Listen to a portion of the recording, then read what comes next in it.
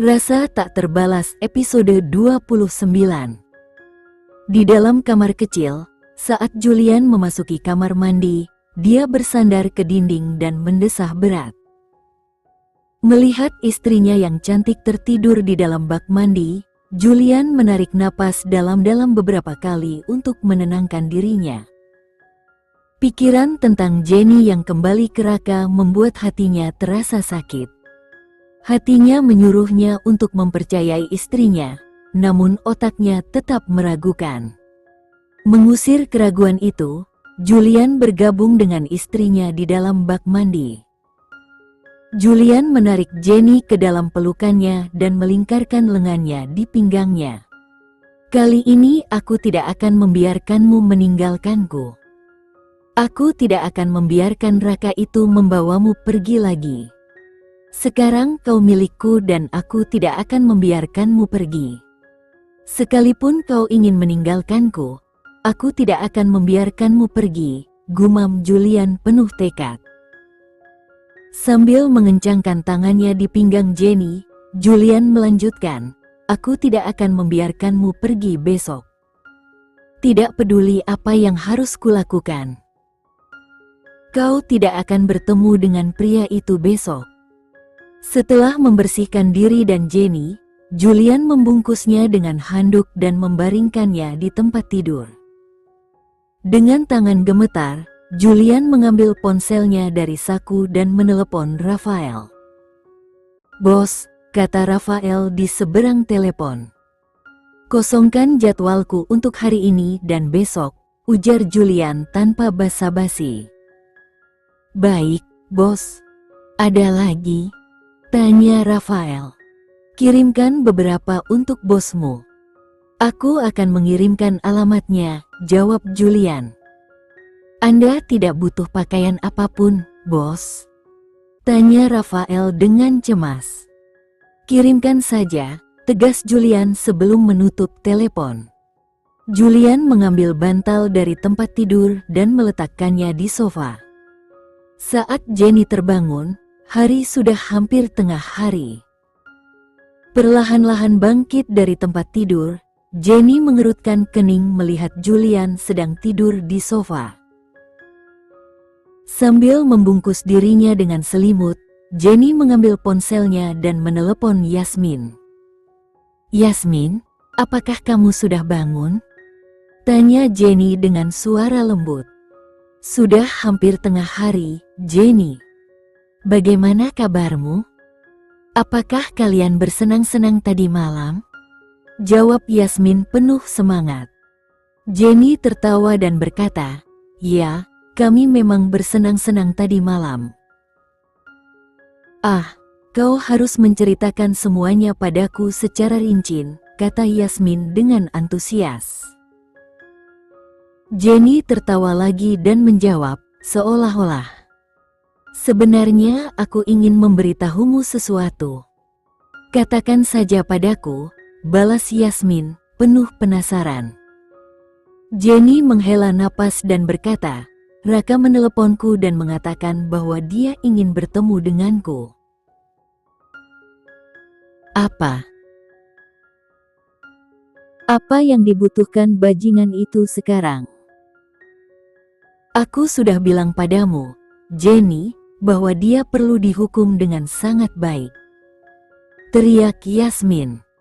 "Tenanglah Yasmin," kata Jenny. "Kamu tidak akan menemuinya kan?" tanya Yasmin. "Ya, saya berencana untuk melakukannya."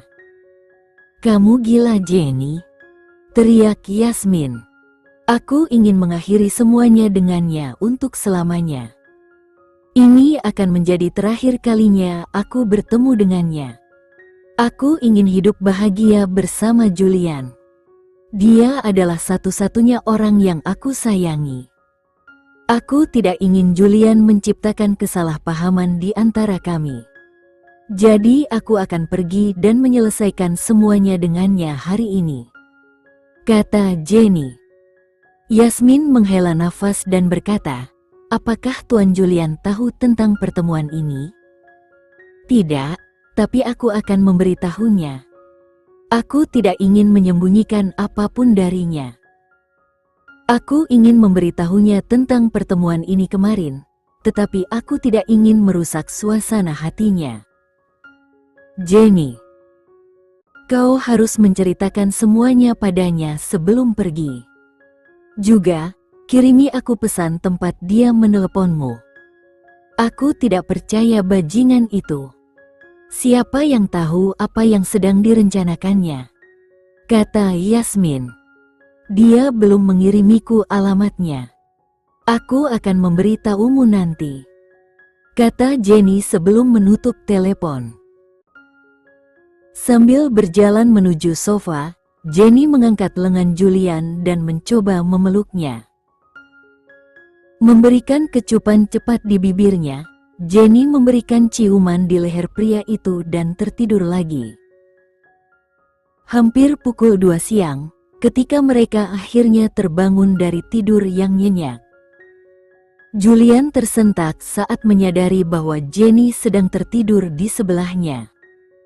Kaki Jenny melingkari kakinya, sementara tangannya berada di pinggangnya, seolah-olah takut akan kehilangan keseimbangan, dan wajahnya bersandar di lehernya. Posisi tidur mereka menunjukkan bagaimana Jenny dengan erat menyesuaikan diri di sofa kecil bersama Julian. Julian tersenyum, lalu menunduk untuk mencium keningnya.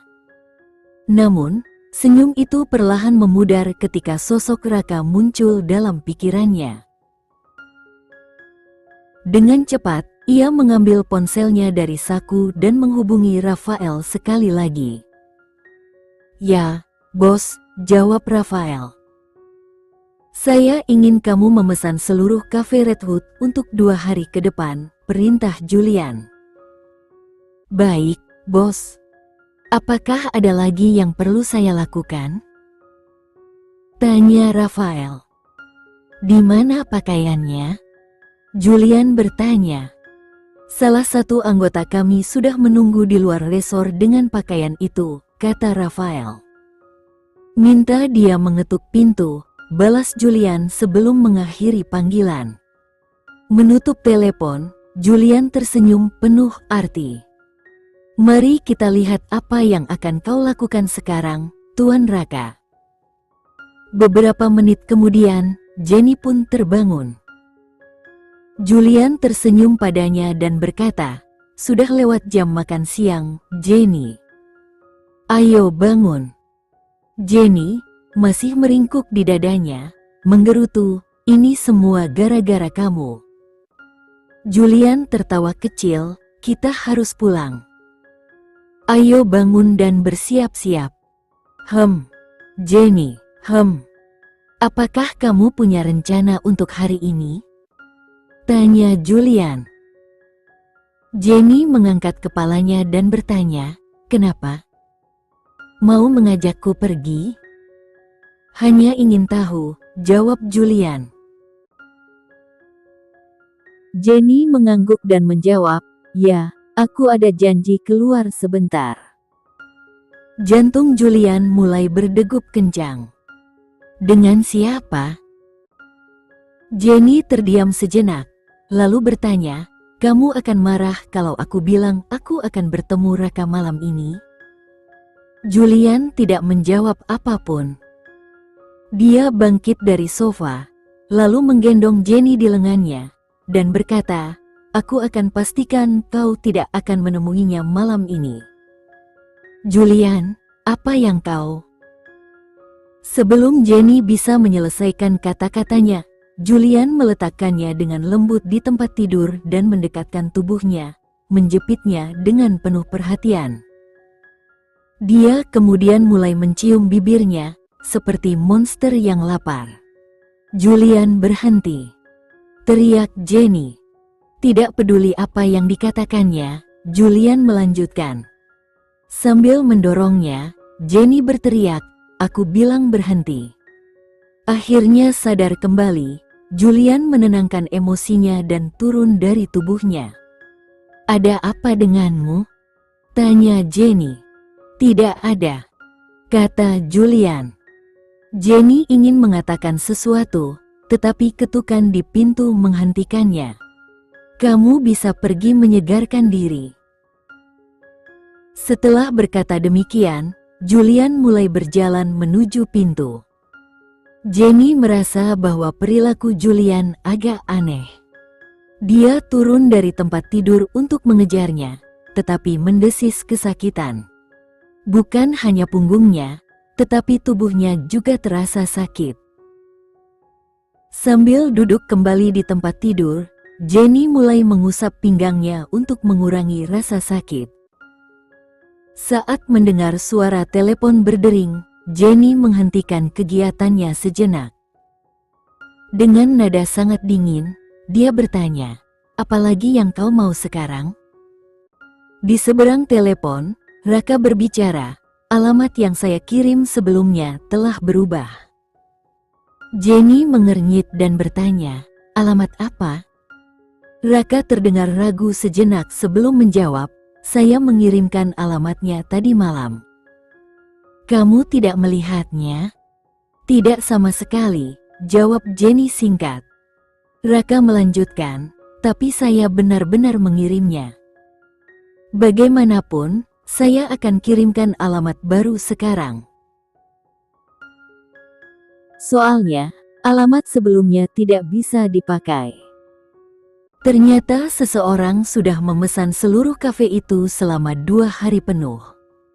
Jenny mendesah, tak ingin memperpanjang percakapan. "Jangan telepon aku lagi. Kirim saja alamatnya," katanya, lalu segera menutup panggilan. Setelah menatap ponselnya beberapa detik, Jenny memutuskan untuk mengecek pesan dari Raka. Dia terkejut saat menyadari bahwa pesan itu telah dibuka sebelumnya. Dia sudah tahu, gumam Jenny pada dirinya sendiri, hatinya berdebar cemas. Julian menerima pakaian dari bawahannya dan berkata, "Katakan pada Rafael untuk segera melacak keberadaan Raka." Bawahan itu mengangguk dan pergi, meninggalkan Julian yang tampak tenggelam dalam pikirannya, merasa ada sesuatu yang janggal dengan Raka. Saat masih memikirkan berbagai kemungkinan, tiba-tiba 2 tangan lembut memeluknya dari belakang. "Kau ingin bicara?" Suara Jenny terdengar lembut, nyaris berbisik. Julian mengangkat tas yang ia pegang dan berkata, "Ini pakaianmu. Cepat bersiap, kita harus pulang." Jenny hanya menghela napas dan mengambil tas tersebut, lalu masuk ke kamar mandi. Julian mengusap dahinya dengan kesal. "Kenapa aku malah seperti ini? Bicaralah baik-baik padanya." Ia menggerutu, merasa frustrasi dengan sikapnya yang aneh, lalu berbaring di atas tempat tidur untuk menenangkan diri. Namun, ketenangannya terusik ketika ponsel Jenny kembali berdering. Ia mencoba mengabaikan, menutupi wajahnya dengan bantal sambil bergumam, "Percayalah pada istrimu, Julian. Percayalah padanya." Tapi ketika panggilan itu berdering untuk kedua kalinya, Julian merasakan kesabarannya mulai memudar. Saat Julian mengambil ponsel yang ada di tangannya, ia melihat 2 pesan baru dari nomor yang sama. Dahinya berkerut saat membaca. Pesan 1, Restoran Majestic, jam 7 malam. Pesan 2, semoga dapat bertemu Anda di sana. Setelah membaca, Julian menyeringai. "Jadi, kau berniat mengajak istriku makan malam?" Ia langsung mengeluarkan ponselnya sendiri dan menghubungi Rafael. "Bos," Rafael menjawab, "saya ingin kamu memesan seluruh restoran Majestic untuk malam ini dan undang semua karyawan perusahaan Bagotama untuk makan malam," ucap Julian dengan nada tegas. Rafael terkejut, namun segera menjawab, "Baik, bos." "Apakah ada hal lain?" "Hanya itu." Julian menutup telepon dan tersenyum kecil. "Mari kita lihat kemana rencanamu akan membawa kalian." Tak lama kemudian, Jenny keluar dari kamar mandi, lalu berkata pada Julian, "Kau juga, ganti pakaianmu." Tanpa berkata banyak, Julian mengambil pakaiannya dari tas dan melangkah ke kamar mandi. Setelah Julian pergi, Jenny membuka jubah mandinya dan mengenakan gaun biru pendek dengan leher berbentuk V yang sudah disiapkan untuknya. Setelah mengenakan gaun itu, Jenny sibuk mengeringkan rambutnya ketika teleponnya kembali berdering. "Ada apa lagi?" jawab Jenny dingin, merasa jengkel karena ini sudah panggilan ketiga berturut-turut. "Aku tidak tahu apa yang terjadi, tapi restoran tempat kita seharusnya bertemu juga sudah dipesan penuh," kata Raka. "Restoran apa?" tanya Jenny, nada suaranya tetap dingin. "Kau sepertinya tidak menerima pesanku. Bagaimana kalau kita bertemu di taman saja?" usul Raka. "Bagaimana kalau kita tidak bertemu sama sekali?" balas Jenny. "Tapi kau sudah bilang akan melakukannya," desak Raka. "Tuan Raka, setelah semua yang sudah kau lakukan, kau harusnya merasa beruntung aku masih mau berbicara denganmu," kata Jenny dengan tegas. Raka menghela napas dan berkata, "Ayolah, Jenny. Ini hanya pertemuan biasa. Aku akan memberimu barang-barang itu, lalu kau bisa pergi. Besok saja. Aku akan mengirimkan alamat dan waktunya."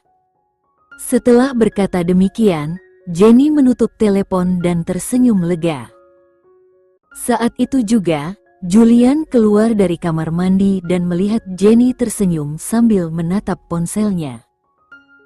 Ia mengerutkan kening sejenak, namun memilih untuk tidak mengomentarinya.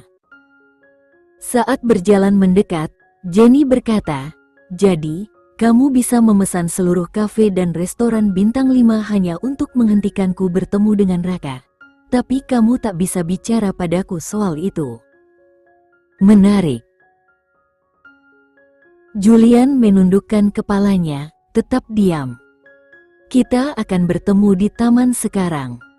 Jadi, apa rencanamu?" tanya Jenny dengan nada lembut, namun Julian tetap tak menjawab. Jenny menghela napas panjang, hendak berbalik. Namun, tiba-tiba dua tangan besar melingkari pinggangnya, menahannya. "Tidak, kau tak boleh pergi," bisik Julian. Setelah berhenti sejenak, ia melanjutkan dengan suara penuh emosi, "Aku tak akan biarkan dia merebutmu kali ini." "Tidak, kau tak boleh pergi, Jenny. Kau adalah istriku, aku tak sanggup kehilangannya. Aku akan hancur tanpamu. Kumohon, jangan tinggalkan aku." Jenny terdiam, tersentuh oleh pernyataan tulus suaminya. Sambil menangkup wajahnya dengan lembut, ia berkata, "Sayang, siapa yang bilang aku akan meninggalkanmu?" Julian mengangkat kepalanya perlahan, matanya berkaca-kaca seperti anak kecil yang mencari jaminan, "Benarkah?" Dengan rambut yang masih basah, bibir berwarna merah muda, dan sorot mata yang teduh, Jenny tersenyum, menunjukkan cintanya yang tulus untuknya. Jenny menggigit bibir bawahnya, menahan tawa, lalu berkata, "Tidak ada yang akan meninggalkan siapapun, oke? Dan kenapa aku harus meninggalkanmu? Apa kau benar-benar berpikir aku akan pergi setelah apa yang terjadi tadi malam?" Julian, dengan nada cemburu, bertanya, "Kalau begitu, kenapa kamu masih ingin bertemu dengannya?" Jenny tersenyum hangat, "Jadi suamiku memang merasa cemburu. Kau sadar, kan, berapa banyak yang kau habiskan hanya karena rasa cemburu itu?" Bagi Julian, memesan kafe atau restoran mungkin hal kecil, tapi bagi Jenny, memesan seluruh hotel bintang 5 adalah hal besar. Meskipun itu tidak menjadi masalah bagi seseorang seperti Julian, Jenny tetap merasa perlu memberinya sedikit peringatan. Melingkarkan lengannya di leher Julian, ia berkata dengan lembut, "Dengar, Julian. Ya, Raka menghubungiku kemarin, ingin bertemu untuk menutup semua hal di masa lalu. Dan aku setuju karena aku ingin kita memulai hidup baru tanpa bayang-bayang masa lalu. Aku ingin mengakhirinya sekali dan untuk selamanya, agar kita bisa bahagia bersama tanpa gangguan. Aku berencana memberitahumu tentang hal ini, tapi aku tak ingin merusak malam indah kita. Namun, sebelum sempat kujelaskan, kau malah membaca pesannya dan memesan seluruh kafe dan restoran." Setelah berhenti sejenak, Jenny menatap Julian dalam-dalam. "Dan apa yang membuatmu berpikir aku akan meninggalkanmu? Mengapa aku harus melakukan itu, Julian? Kau suamiku, dan aku mencintaimu. Tidak ada niat dalam diriku untuk meninggalkanmu, oke?" "Mengerti." Julian tersenyum kecil, akhirnya merasa lega. "Jadi, kau tak akan meninggalkanku demi Raka, kan?" Jenny tertawa ringan dan berkata, "Tidak, sayang. Tidak akan pernah lagi." Julian menarik Jenny dalam pelukannya dan berkata, "Kau tak tahu betapa takutnya aku saat melihat pesan itu. Aku pikir kau akan meninggalkanku dan pergi bersamanya. Bukan karena aku tak percaya padamu, tapi karena aku tak percaya pria itu." "Kenapa kamu tidak langsung bicara padaku saat itu?" tanya Jenny lembut. "Sebenarnya, aku takut," jawab Julian lirih. Jenny menghela napas, lalu menatapnya lembut. "Komunikasi itu kunci dari hubungan yang sehat, Julian. Ingat selalu itu, oke? Aku tak akan pernah meninggalkanmu. Dan bahkan jika aku pergi, apa kau akan membiarkanku pergi begitu saja?" Julian menggeleng sambil tersenyum. "Aku akan mengejarmu dan membawamu kembali." Jenny tertawa dan bertanya, "Kalau begitu, kenapa kamu masih takut?" Sambil memeluknya erat, Julian berkata, "Aku mencintaimu, Jenny." "Aku lebih mencintaimu," jawab Jenny sambil tersenyum cerah. Mengusap lembut rambutnya, Julian berkata, "Baiklah, kau boleh pergi menemuinya kalau memang harus." Jenny tertawa lagi, "Aku tidak akan pergi hari ini, kok." Julian terkejut. "Aku akan pergi besok," ujar Jenny santai, mengedipkan matanya usil. Julian menggeleng sambil berkata, "Lebih baik selesaikan hari ini saja, jangan sampai besok pun masih terpengaruh oleh pria itu." Jenny tersenyum kecil dan bertanya, "Yakin nih, Tuan Julian?" "Tentu saja. Tapi janjilah padaku, kau akan kembali padaku," kata Julian, menatapnya dengan intens. Jenny tertawa, "Seolah-olah aku bisa lari darimu. Hubungi dia di Cafe Red Hood.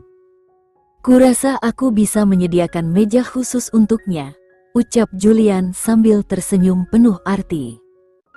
Jenny terkekeh, "Aku cukup mengirimkan pesan saja." "Terserah padamu," sahut Julian, tetap memperhatikan gerak-geriknya. Ketika Jenny mengambil ponselnya untuk mengirim pesan, ia menyadari tatapan Julian yang muram. Dengan senyum menggoda, dia menyerahkan ponsel itu padanya. "Nih, kamu saja yang mengetik."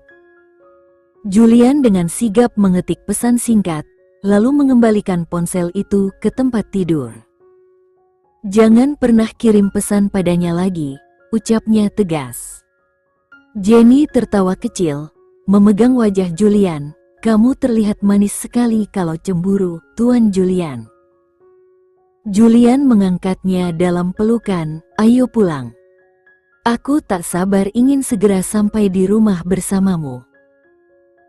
Di rumah Pandevas, Raka sedang makan siang bersama anggota keluarganya ketika ia menerima pesan dari Jenny yang mengatakan, Rosewood Cafe, pukul 6 sore. Raka tersenyum setelah membaca pesan tersebut. Dania yang duduk di sampingnya mengangkat alisnya dan bertanya, Julian, mengapa kamu tersenyum? Raka berdeham dan berkata, tidak apa-apa. Kita akan pergi ke suatu tempat malam ini. Jadi, mengapa kamu tidak mengajak Dania makan malam? Kata ayahnya. Itu ide yang bagus. Sudah lama sekali kita tidak makan malam di luar. Kata Dania dengan gembira. Sambil meletakkan sumpitnya, Raka berkata, aku ada rapat penting malam ini. Jadi, aku tidak bisa mengajakmu keluar malam ini. Rapatmu tidak pernah dijadwalkan pada malam hari. Kata Dania. Keluarlah bersama teman-temanmu jika kau mau. Aku sudah selesai makan. Setelah mengatakan ini, Raka meninggalkan ruang makan. Dania mengencangkan pegangannya pada sumpit. Jangan pedulikan dia, sayang. Raka hanya sedikit stres akhir-akhir ini, kata ibunya. Sambil tersenyum lemah, Dania menganggukkan kepalanya. Di dalam kamar tidur, Raka sedang mengeluarkan sesuatu dari koper besar ketika Dania memasuki ruangan. Koper itu penuh dengan kartu-kartu, bunga mawar kering, beberapa kotak dan banyak barang lainnya. Mengambil kartu dari koper, Dania bertanya, apa ini? Meraih kembali kartu itu, Raka berkata, tidak apa-apa. Apakah ini hadiah yang diberikan kakak perempuanmu saat kalian berdua berpacaran? Tanya Dania. Raka tidak mengatakan apa-apa dan mulai memasukkan semuanya ke dalam karton. Aku bertanya sesuatu padamu, teriak Dania. Chen Julian mengerutkan kening dan berkata, itu bukan urusanmu jadi jangan ikut campur, oke? Aku istrimu. Bagaimana ini bukan urusanku? Teriak Dania. Tidak ada jawaban. Dengan tatapan tegas, Dania meraih tangan Raka, bicaralah padaku, Raka. Raka menghempaskan tangannya dan membalas dingin. Apakah kau berbicara denganku saat memutuskan minum pil kontrasepsi itu? Apa kau benar-benar mempertimbangkannya? Dania terdiam, lalu dengan suara lirih berkata, tidak, aku tidak berkonsultasi denganmu. Raka menghela napas dan berkata, kalau begitu, jika kau bisa membuat keputusan sepihak tanpa bicara denganku, aku pun bisa melakukan hal yang sama. Ia kemudian mengangkat sebuah kotak di tangannya dan meninggalkan ruangan, meninggalkan Dania yang terpukul.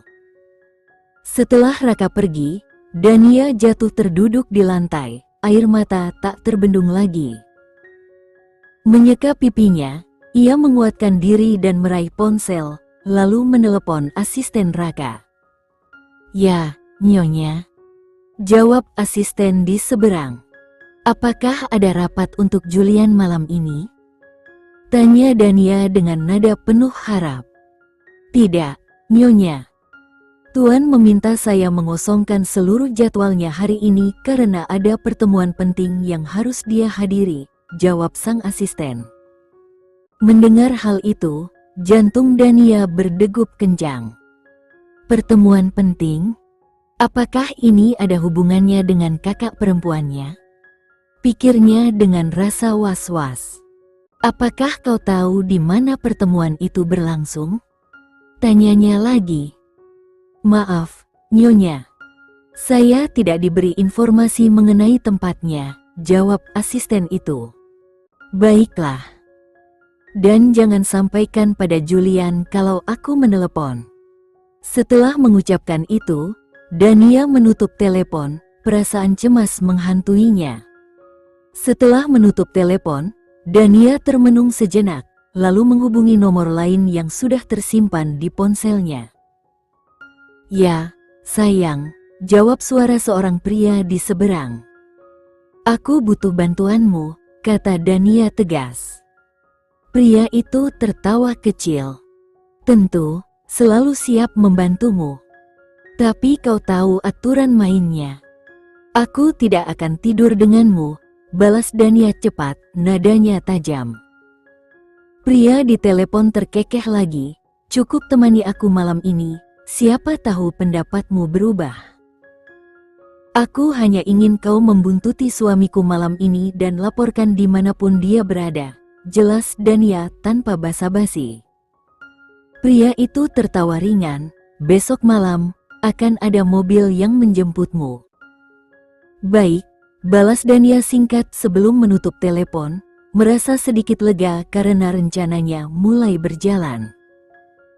Ketika Julian dan Jenny tiba di rumah besar keluarga Baskara, senja telah mulai merambat di langit, menandakan hari yang hampir usai.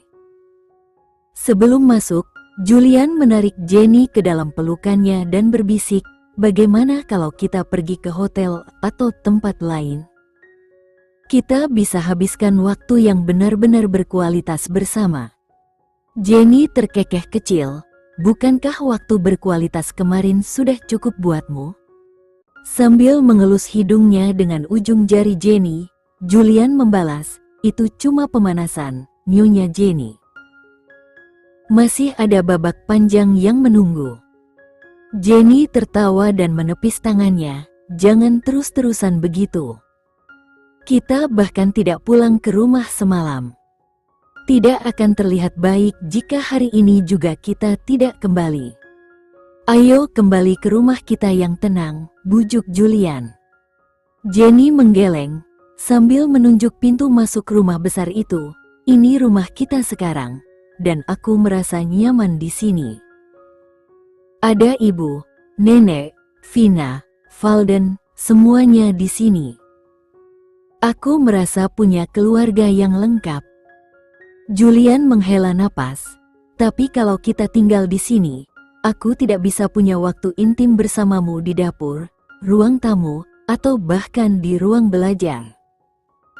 Jenny memukul dada Julian dan berkata, kamu memang tidak tahu malu. Jangan berpikir untuk kembali lagi ke ide-ide gilamu. Kita tinggal di sini saja, oke?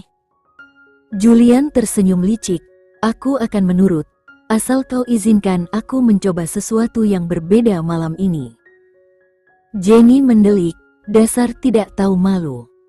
Julian mencium pipinya lembut, hanya untukmu, sayang. Jenny menghela napas dan menarik tangan Julian, ayo masuk. Di dalam rumah besar, Ibu Wulan dan Vina sedang duduk di ruang tamu sambil menyeruput teh, sementara Valden dengan senang hati menikmati kue di tangannya. Melihat kedatangan Julian dan Jenny, Ibu Wulan tersenyum dan menggoda, kupikir kalian berdua akan pulang lebih malam lagi. Valden, dengan antusias, berlari mendekati mereka dengan tangan kecilnya terentang, pelukan dari bibi cantikku. Jenny tertawa, menggendong Valden, dan mencium pipinya, ah, anakku yang tampan. Namun, tiba-tiba Valden menunjuk ke arah leher Jenny, menatapnya bingung, bibi cantik terluka. Julian terbatuk dan buru-buru menjelaskan, tidak, bibi Valden tidak terluka, sayang. Valden turun dari pelukan Jenny dengan ekspresi penuh tekad, menarik tangannya dan membawanya ke arah Ibu Wulan. Nenek, bibi cantik terluka. Kita harus cepat-cepat mengoleskan obat. Ibu Wulan tertawa kecil, memeluk Ben sambil menjelaskan, oh, tidak perlu, sayang. Itu, luka, yang dibuat oleh Paman Julian. Jadi, biarkan Paman yang mengurusnya, ya? Ibu. Julian berkata dengan nada protes, sementara Jenny hanya bisa menundukkan kepala, wajahnya bersemu merah karena malu. Aku akan naik duluan, gumamnya sambil melangkah mundur. Kakak, kamu mau makan apa? Vina bertanya, mencoba mengalihkan perhatian. Ibu Wulan tersenyum, menggoda. Ah, Rose, pasti dia lapar. Apa kau tidak merasa lapar setelah malam pertamamu? Vina langsung tersedak mendengar godaan itu dan, sambil tersipu, berdiri dengan cepat. Oh, sepertinya ponselku berdering. Tanpa berpikir panjang, Vina dan Jenny buru-buru naik ke kamar masing-masing, meninggalkan Julian dan Ibu Wulan yang hanya bisa tertawa kecil melihat tingkah mereka. Julian tersenyum geli mendengar kata-kata ibunya, hendak mengikuti langkah istrinya ke atas ketika Ibu Wulan memanggilnya. Jadi, apakah aku bisa berharap mendapat seorang cucu dalam 9 bulan ke depan? Julian tertawa kecil dan menjawab, jangan terlalu berharap, Bu. Saya baru saja mulai menikmati waktu bersama istri saya. Jadi jangan kira saya akan rela membaginya dengan siapapun. Ibu Wulan berkata sebal. Kalau begitu, kalau kau tak segera memberiku cucu, aku dan ayahmu akan pergi berlibur panjang, seperti yang dilakukan keluarga Arkatama. Julian tertawa sambil menaiki tangga. Sebutkan saja tujuannya, Bu. Biar aku pesan tiket untuk kalian. Ibu Wulan menggembungkan pipinya dengan ekspresi tidak puas. Oh, kau pikir aku akan menyerah begitu saja? Kalau begini terus, aku akan terus mengingatkanmu setiap hari, sampai kau belajar dari adikmu. Lihatlah, dia sudah memberiku cucu yang sangat menggemaskan. Julian terkekeh. Kenapa tidak minta Daniel memberimu satu lagi? Ibu Wulan menatapnya tajam sambil menggendong Valden, lalu berlalu pergi dengan gaya penuh keibuan. Julian hanya bisa tersenyum melihat tingkah ibunya, sebelum akhirnya masuk ke kamarnya, penuh dengan rasa bahagia dan kedamaian. Begitu Julian masuk ke dalam kamar, ia disambut oleh bantal yang melayang ke arahnya. Berkat refleks cepatnya, Julian berhasil menangkapnya. Apa yang kamu lakukan? Sebelum sempat menyelesaikan kalimatnya, sebuah bantal lain melayang dan tepat mengenai wajahnya. Ini semua salahmu, teriak Jenny, wajahnya memerah.